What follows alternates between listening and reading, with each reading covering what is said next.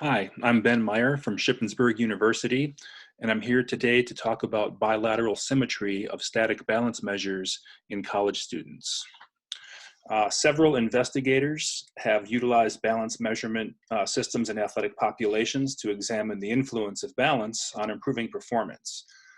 In young, healthy athletes, it has been suggested that single leg balance may better represent an athlete's potential to maintain balance as opposed to two-legged balance.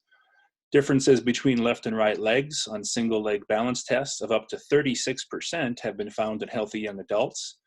Moreover, it has been suggested that balance ability is related to competition level for some sports, with more proficient athletes displaying greater balance ability. The purpose of this project was to compare balance index scores between the left and right legs in healthy young college students. So for the methods, we used 17 males and 16 females. They all performed a bilateral comparison test. The test required participants to stand on a single leg on a static platform for 20 seconds while maintaining upright balance. A Biodex balance system SD was used to measure the sway index for the anteroposterior API and medial-lateral MLI directions of the participants, as well as an overall sway index, OSI. Sway index measures the mean absolute deviation of the patient's average position during the balance test. The preferred leg was categorized as the leg that the participant preferred to use to kick a soccer ball. One participant indicated a preferred left foot, while the other 32 participants had a preferred right leg. Participants were asked to position one foot in the center of the Biodex platform. Comfortable athletic footwear was worn by all participants, and the foot positioning was done in accordance with the Biodex user guide recommendations. A two-way mixed ANOVA with repeated measures on the sway index variable was used to check for the presence of differences.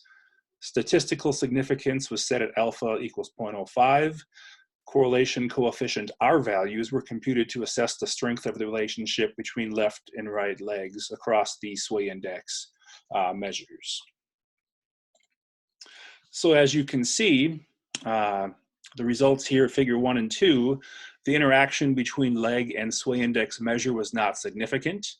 The main effect of leg was not significant, but a significant main effect for sway index measure was present.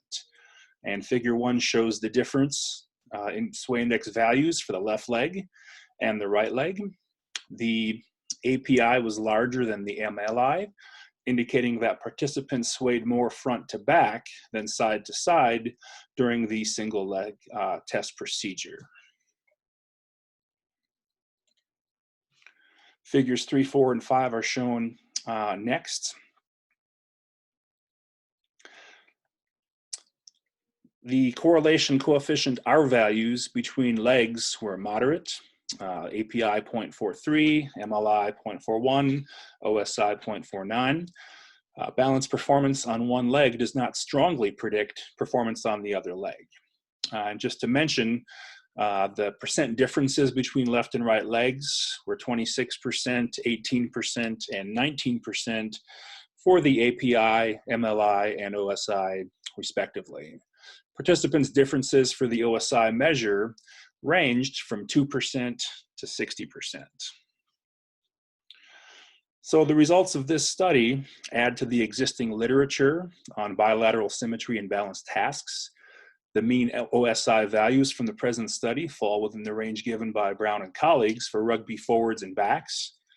The percent differences between legs in the current investigation are within the range shown by Riemann and Davies, who found differences between dominant and non-dominant legs of -4, 36, and 12% for the API, MLI, and OSI, respectively.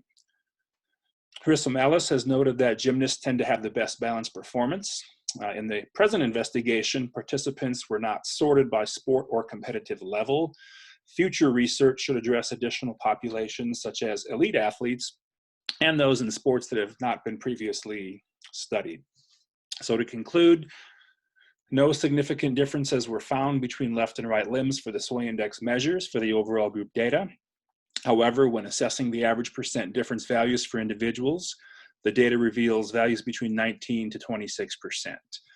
In addition, the prediction of balance performance from one limb via data from the other limb is not recommended in the study population due to the moderate correlation values between sway index measures.